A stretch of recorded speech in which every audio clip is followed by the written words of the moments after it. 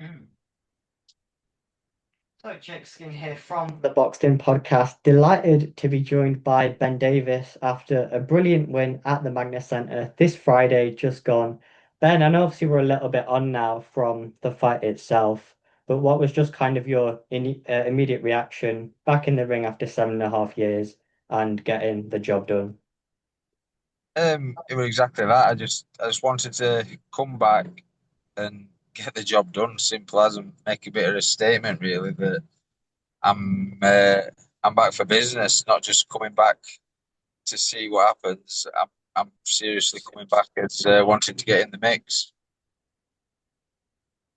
So, obviously, you retired 7.5 years ago after the passing of a good friend of yours, Scott Westgraf.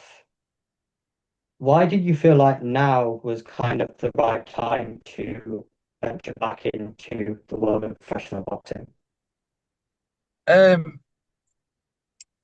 it was a bit of everything, to be fair, with boxing. Obviously, it was Scott as well, but I was in a position where I was taking some fights I shouldn't have actually taken. There were things going off in my life at the time where mentally I wasn't fit for being in the ring. And then obviously build up, and then obviously that it was kind of a bit of an ultimatum with the missus that said it's either boxing or us. So it was the family, which obviously comes first, and then I've got two lads now that's started back trade. Well, they started boxing. Obviously, I wanted to take them for a bit of discipline and everything, and they give me a little bit of a kick up the backside, and I want to set a good example and show 'em what dedication and hard work can do. So now I'm mentally and physically in probably the best shape of my life. You speak there about your kids going to the boxing gym and obviously, that teaching them the discipline and obviously that giving you that kind of extra motivation to then push on yourself.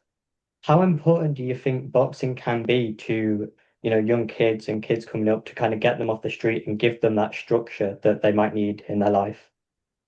Massive, absolutely massive. Because, like I said, there's hardly any youth clubs. A lot of things. It's if you play football, it's once a week. Um, it's very hard, like I said, to keep a kid occupied unless they want to. If they're playing out, you don't know, might be getting up to no good. It's temptations nowadays with bigger boys and whatnot. But way I see it is, if they want to be boxers, they've got to be in that gym at least 3, 4 times a week. So no better no better way to show them how to do it than do it myself. What was the process like of kind of making the decision that you do want to get back in the ring to then actually last Friday night being in there? I've had to jump through a lot of hurdles, to be fair, to get back in that ring. But Castle, say my manager, is really pulled it out bag for me. To be fair, obviously you've got usual annual medical checks that need to be done, which cost an arm and a leg. Which I'm grateful I had a sponsor to cover that. But then there was additional things to be done, additional meetings, neuro psychologists, and it was an absolute nightmare. But I literally came back from a training camp slash holiday on the Friday, and then Saturday I was driving to Newcastle. I just drove back from Birmingham Airport at 3 in the morning, and then 2 days later I was driving up to Newcastle 2 hours to sit in a classroom for 2.5 hours, and then drive back. So yeah, it's and then to be told on Monday I had to go drive to the other side of Sheffield to see another. But it all got done, dusted, and I think the contracts and everything eventually got signed off on the Tuesday, and then I boxed on the Friday. Quite a quick turnaround there then. Yes, it were a bit of a nightmare. I mean, you speak there about like obviously all that kind of in your way and obviously having to go through all that to then get back in the ring. As a boxer that is fighting on the small halls, that's obviously something that I think a lot of casual fans probably aren't aware of, all these kind of hoops that you do have to jump through and that. What is that kind of like mentally when you do have a job? Boxing isn't, everything for you. Like you said, you've got your family, you've got kind of other stuff going on, and then you've got all this also kind of building up on the side. How do you deal with that? Um, I don't know. To be fair. I'm, I'm I can be quite relaxed and calm about things. I think as long as everything's in order, I'm all right. So yeah, it were pretty stressful, but like I said, I'm just glad I've got a good support base and sponsors that basically take a lot of the weight off my shoulder by taking tickets off my hands because that's the other bugbear of small hall boxing and boxing in general. You've got to put bums on seats, and like I said, by having sponsors that take tables at a time, it makes it a lot easier. You speak there about the sponsors. That was one thing that I did actually notice when I first arrived at the Magna. There was obviously you had your kind of VIP tables, and they were all just Ben Davis, and I was like, "Who is this Ben Davis? He must have, be selling a lot of tickets." And then obviously I found out that 7.5 years obviously out now back in the ring. What was it like having all those people there to actually be able to watch you? It were absolutely brilliant. Like I said, I've come back to make memories with my boys really more than anything, and what better way than to come out ring walk with 185 fans there screaming your name and my boys leading way. It was just memories that last forever.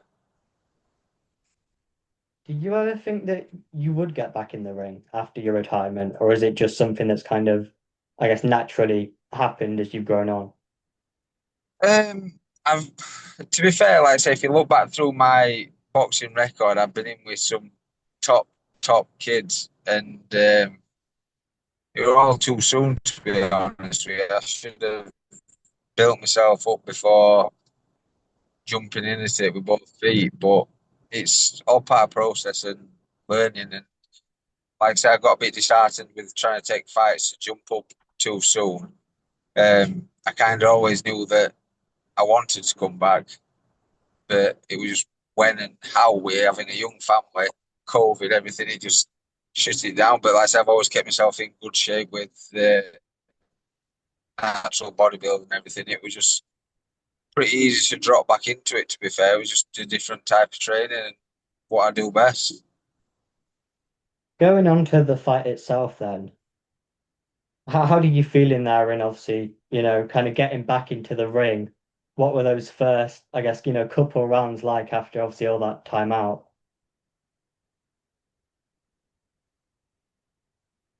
Um, well, I've kind of made a bit of a saying to myself, really, that I'm known in box, I say, for my bar and everything, being a bit of a nightmare, really. And then come to the fight night, I've always been a bit hit and miss. Uh, I made it kind of my thing to do exactly what I do in the gym, and I loved every second of it. To be fair, I felt at home.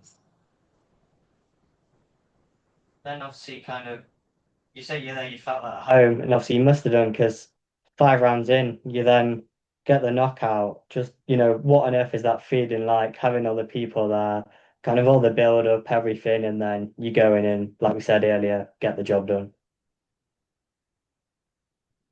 I don't mean to sound big-headed or anything in any sort, but I just knew I would stop him. That's why I made the fight over 6 rounds. I know my style. I know what I'm like for an opponent, and it was just I just knew it had come. Like I said, I felt I hurt him in the second and third, and it was just about waiting my time now. Just don't change anything; it'll happen. But yeah, we're brilliant to look out and see all them fans in and get my kids in the ring. It was superb. Yeah.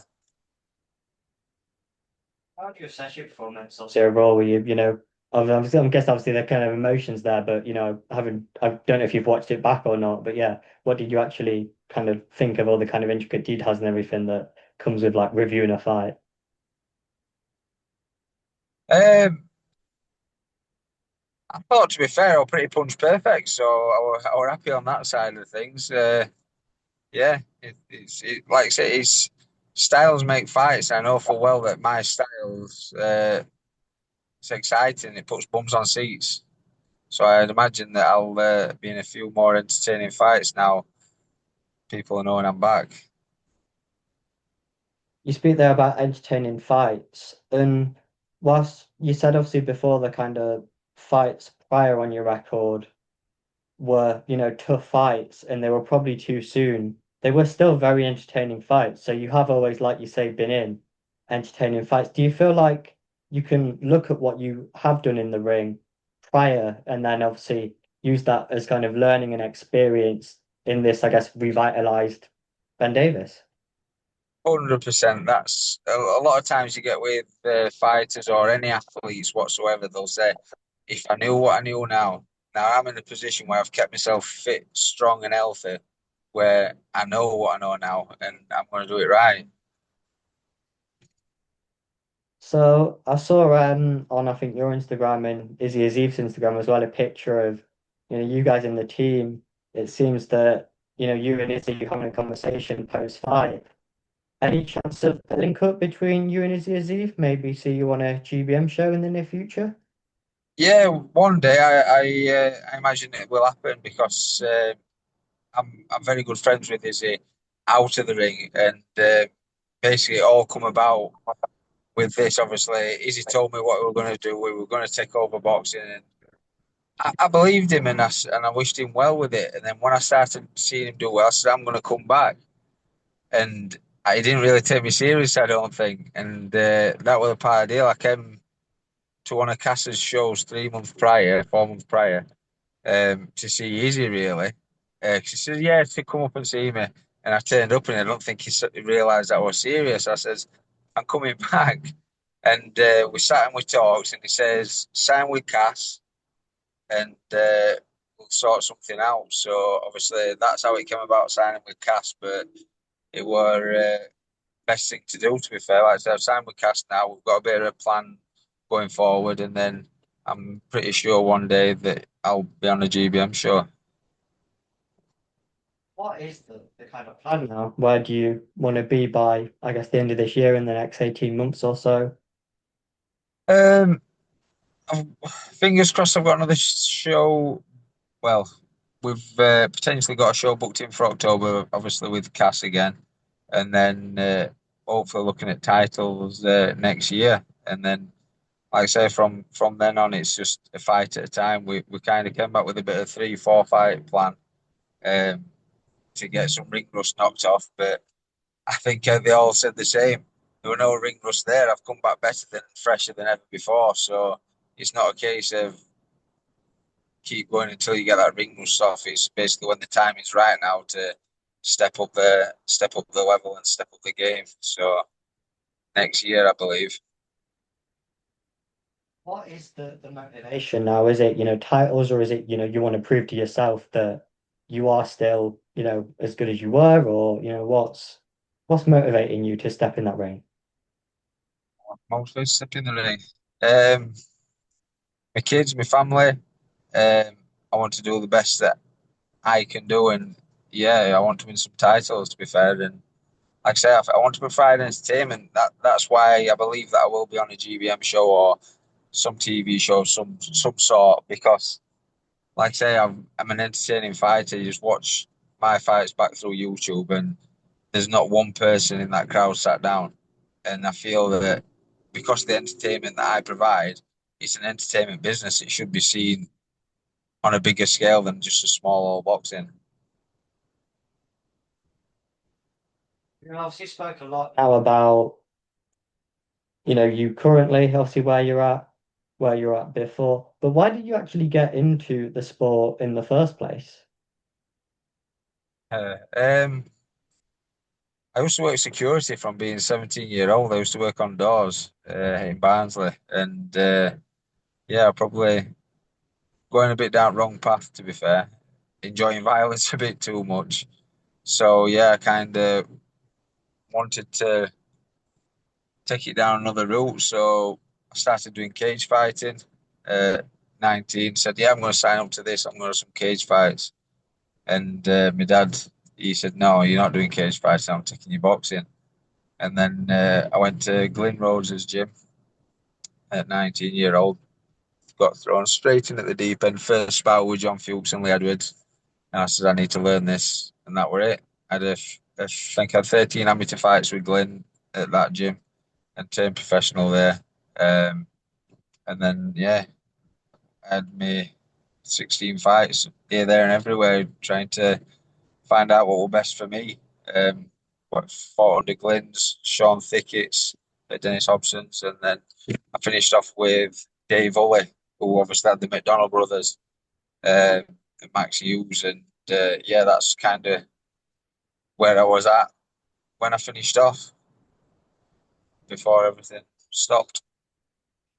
Obviously, you speak there about you kind of, trouble, not past, and obviously, like, you were maybe a bit involved in violence, a bit more than you'd like to have been, and obviously Yeah, taking your kids down to the gym and that. Is that kind of the reasoning behind it, that kind of, how it's the world as can be? So, I would well, like I say, I work indoors on 17-year-old, seeing what people get up to when they drink, and I don't like it, to be fair. So like I say, I steered away from it, and I'd like to try and steer my kids away from it as well. So like I say, but like I said, that's when they get older. But at the moment, obviously, kids are getting up to no good at younger ages now. So just want to give them a bit of a dedication and drive to something to focus on. is that something that kind of, obviously, I know we've got your boxing career, but going on later, maybe, coaching, I guess, and kind of bringing kids off the street, is that something that you could maybe see yourself doing potentially in the future in that kind of sort of role? 100%.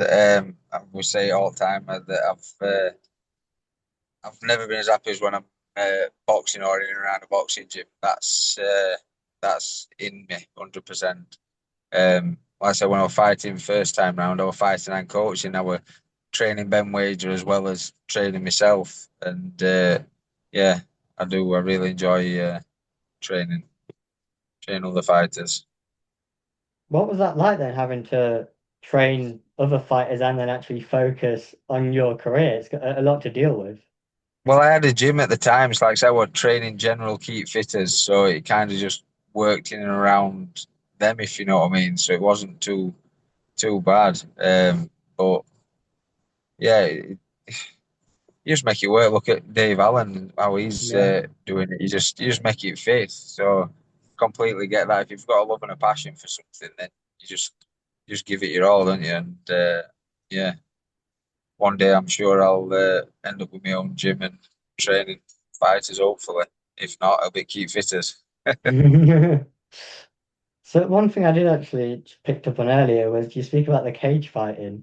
Do you think you'd have had the same success in cage fighting as boxing, or? No, no, not at all. I came from a football background. I said semi-professional footballer at first, so that kicking game didn't really do nothing for me when they were blocking shin to shin. I get that horrible feeling that you should be doing that. Then I guess finally just a kind of word on we've mentioned it quite a bit, but just about kind of fans and then sponsors, because I think again it's another thing that a lot of casual boxing fans, they just don't really think of. It's not something they think. You guys on the small halls trying to make it. Sponsors and fans are just so important. So yeah, just kind of a final word to, to those guys on how important they have been for yourself. It couldn't be possible without them. End of the day, people don't always realize how boxing works and how much of a business it is. And like I say, I'm pretty fortunate. I can come back and look at it as it is, and it is a business, and it's an entertainment business, and I know I provide entertainment, so it wouldn't be happening without the business side of it, which comes into the sponsors, which take a table at a time, fans that come and take a table at a time, and it just won't be possible without them bums on seats. Ben Davis, thanks so much for your time. Thank you.